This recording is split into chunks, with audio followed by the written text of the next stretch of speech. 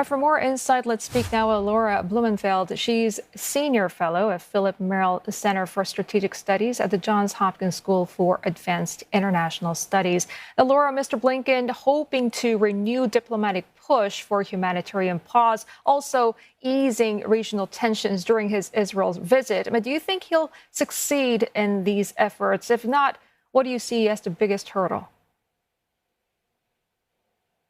I do think he will succeed, at least somewhat, because the U.S. has shown themselves to be a key ally and reliable ally of Israel, and that gives him credibility, which translates into leverage. Last time he came to Israel and he said, "We have your back," but he's got his hand on Israel's back now, and I would say it's inching up their neck and saying, "Look, guys, we need you to stick to the rule of law. You have the right and the obligation to defend yourself, but how you do this matters." I think it's been a crash test on the credibility of the U.S., and I think they've earned their place at the table with the Israelis to demand more of them. Secretary Blinken was very specific about that when he said, "You can do better," he used the language, to take concrete steps. So he's looking for specifics.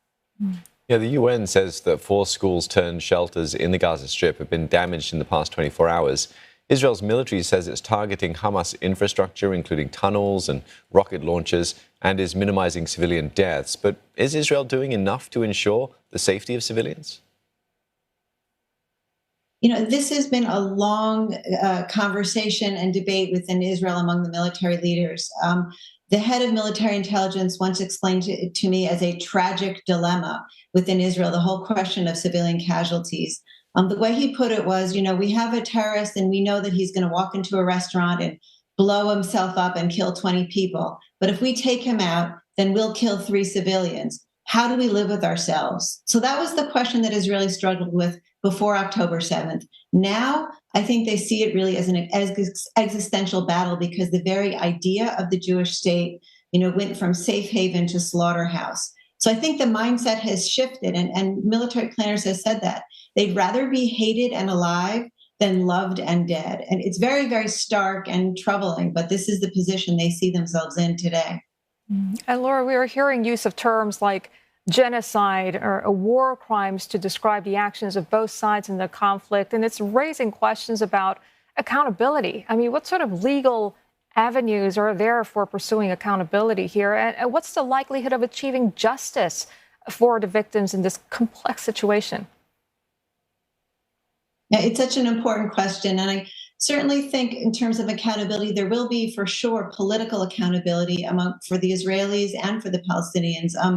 Many Israelis feel like their political leader let them down, right? That the sort of basic compact between the country, between the government and the civilians is protecting them, and they were murdered in their beds. So, many Israelis are saying for accountability, let's start with the prime minister where the buck stops. Same could be said of the Palestinians. The Hamas leadership, they launched this attack on the Israelis. They brought down the worst counter assault in Gaza's history. And I'm not so sure, politically, whether Hamas will survive either. As far as sort of justice, that's the tragic point about all of this, right? There is really no justice ultimately for the victims. I once asked Leah Rabin, the widow of the assassinated Prime Minister Rabin, what is justice for what happened to your husband? How much revenge is enough? And she looked at me, I'll never forget, her green eyes were hard as marbles. And she said, none. There's not enough revenge in the whole world to bring back my husband. That's the tragedy of the Middle East. Yeah, and there's been further exchanges as well of fire between Israel and Hezbollah, the Lebanese Shia political and military group. Do you see another front of the war perhaps breaking out? Well, that's a key goal also of Secretary Blinken's, to prevent the war from widening. I think the next couple of days are going to be super important as the Hezbollah leader speaks to his people tomorrow at 3 p.m. We also have the Hamas leadership, Ismail Haniyeh, flying to Tehran to speak to Iran's leadership.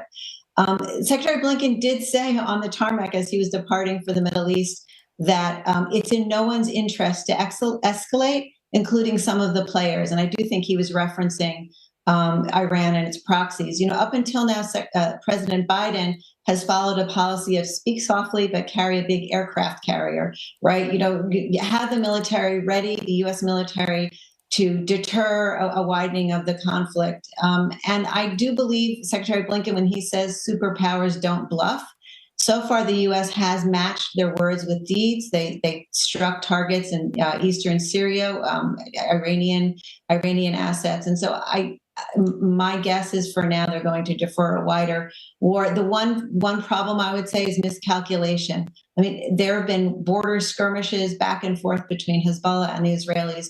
One miscalculation, one misfire, and the whole thing could blow. Such a precarious situation there. And Laura, Israel is also facing increasing diplomatic challenges. Bolivia just cut off ties, and others like Jordan, Bahrain, and other countries are also recalling their envoys, that is. To what extent is this a cause for concern in Israel? And do you expect more countries to follow suit?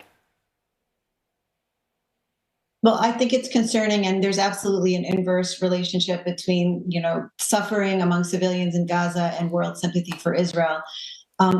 I'd like to make, since we're talking about so many, sort of this is a dark time, but there are a few points of light and some optimism, which is that so far the UAE, which is part of the Abraham Accords, hasn't broken ties. I'd like to think of this as sort of a bloody referendum of the Abraham Accords, where Israel was able to join the region in what was the Biden administration's main goal, which is to integrate the region for stability and economic cooperation. So those Arab states that are part of the Abraham Accords, Bahrain recalled their ambassador, but the others are holding tight. And the hope is that these Arab states, as it's a referendum, they're the swing voters, and that's one of the things that Secretary Blinken is doing by visiting the region again, which is saying, stay the course. We're going to moderate Israel's strikes, and we can all get to a better place at the end of this, which sounds crazy, but in the Middle East, the bigger the war, the better the opportunity for the peace that follows. Well, speaking of sort of the end game then, what is Israel's end game with Gaza? Who do they expect to run the Strip if or when Hamas is defeated, and who will rebuild it? Right. Well, they've talked about a kind of three-stage approach to this. First are the broad strikes, which we're seeing now. They're intensifying. I feel like we're right in the thick of it. Then there'll be kind of a cleaning out of pockets of resistance, and then hopefully a new kind of security structure.